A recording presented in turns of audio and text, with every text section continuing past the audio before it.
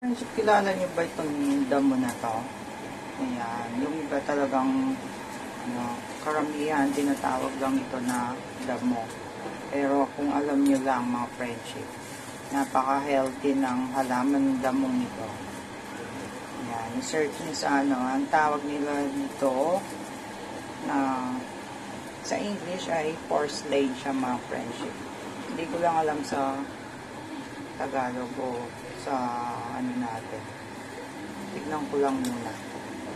Napakayaman nito sa vitamin A at C.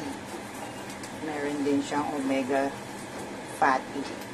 So tara, ang gagawin natin, pakuluin muna natin. Lansa natin ito ng madali mga friendship. Tapos igigisa natin sa kamatis. Yan siya mga friendship. Dinlunch lang natin.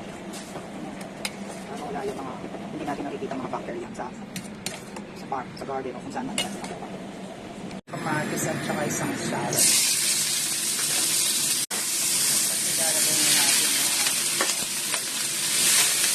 silang natin silang mapamisa. Dahil maglalagay na ayun ng chicken powder.